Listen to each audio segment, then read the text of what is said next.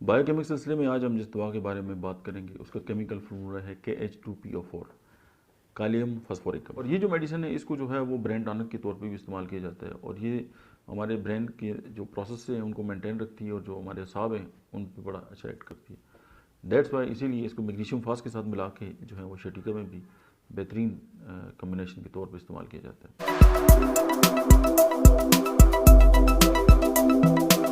बिस्मिल्लाहिर्रहमानिर्रहीम, अस्सलाम वालेकुम। मेरा नाम डॉक्टर अहमद एजाज है और मैं स्मील योमी क्लिनिक से बड़ाबाद से आपसे मुखातब हूँ। बायोकेमिक सिलसिले में आज हम जिस दवा के बारे में बात करेंगे उसका केमिकल फॉर्मूला है KH2PO4 कालियम फास्फोरिकम। कालीफास शॉर्टली बोलते हैं। कालीफास जो है वो जैसा कि आप जानते हैं इसके नाम से ही है कि पोटाशियम और फास्फोरस दोनों का जो है वो मजमूआ है। अब इसका जो एक्ट है ये नर्वस सिस्टम पे है। अब नर्वस सिस्टम के साथ रिलेटेड जितनी भी बीमारी हैं, ख्वाह डिप्रेशन है, ख्वाह वो दिमागी है, जिस्मानी थकावट है, उसके अलावा अगर कोई कमज़ोरी है या जज्बाती कैफियत जो है वो डिस्टर्ब है, तो ये जो मतलब कि कैलियम है या पोटाशियम है, इसका जब हमारे नर्वस सिस्टम के अंदर जो बैलेंस जो है वो ख़राब होता है तो उसके साथ ये जो है प्रॉब्लम्स स्टार्ट होना शुरू हो जाते हैं। और ये जो मेडिसिन है इसको जो है वो ब्रेन टॉनिक के तौर पे भी इस्तेमाल किया जाता है और ये हमारे ब्रेन के जो प्रोसेस हैं उनको मेंटेन रखती है और जो हमारे असाब हैं उन पर बड़ा अच्छा एक्ट करती है। दैट्स वाई इसीलिए इसको मैग्नीशियम फास्ट के साथ मिला के जो है वो शटीका में भी बेहतरीन कम्बिनेशन के तौर पर इस्तेमाल किया जाता है।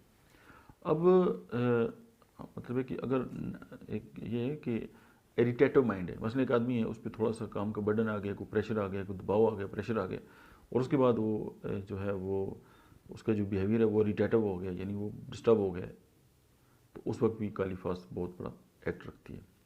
फिर कुछ लोग ऐसे होते हैं जिनके जो स्टमक जो है वो डिस्टर्ब होता है, मुंह से बदबू वगैरह आ रही होती है, बाकी दवाएं अपनी जगह पे, कालीफास का बहुत बड़ा रोल है यहाँ पे भी। चाहे वो मेंटल इश्यूज़ कोई आ गए हैं, कोई इमोशनल डिस्टर्बेंस आ गई है या फिज़िकली एग्जॉस्ट हो गए, कालियम फास उसकी इस तमाम जो इश्यूज़ हैं उनको बहाल करती है। फिर ये है कि मूड की इरिटेबिलिटी, जैसे मैंने अभी आपसे बात की, नर्वस टेंशन है, उसके बाद डिप्रेशन जो है। अब डिप्रेशन जो है एक ऐसी बीमारी है कि जिसमें इंसान की हर जो चीज़ है वो स्लो हो जाती है। उसे एक बंदा जो है वो खाना खाता है, उसने खाना कम कर दिए, वॉक करता है, वॉक छोड़ दिए, पानी पीता था, पानी कम कर दिए, यानी उसके जितने भी काम हैं वो सारे, जैसे अब गाड़ी बिल्कुल स्मूथली चल रही हो ना तो रास्ते में कोई गड़ा सा आ जाए तो गाड़ी उसमें फंस जाए तो स्टक हो जाए, और ये है कि उसकी जितने भी प्रोसेसेस हैं वो स्लो हो जाएं। नींद है कम हो गई है, मूड बड़ा फ्रेश था कम हो गया, मतलब है कि हर चीज़ जो है वो डिस्टर्ब हो गई, खफकान हो गया, वो खफा है, यानी वो हर चीज़ से खफा है। तो ज़ाहिर है जब वो डिस्टर्ब होगा, खफा होगा, तो वो उस तरह एक्ट ही नहीं कर सकता।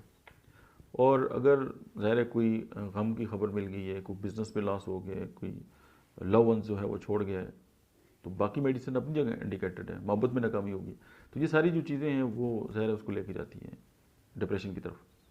और उसमें एक बात ये है कि डिप्रेशन मोस्ट प्रॉब्लली ये है कि उसका ताल्लुक माजी के साथ होता है, तो उसमें कोई ऐसा इशू है जो उसको डिस्टर्ब कर रहा है और जिसकी वजह से उसके साथ जो हैं वो बहुत मुतासर हो रहे हैं और उसकी जो डेली लाइफ है वो डिस्टर्ब हो रही है, तो कालियम फास ऐसे लोगों के लिए किसी नेमत से कम नहीं बायोकेमिकली। Thank you.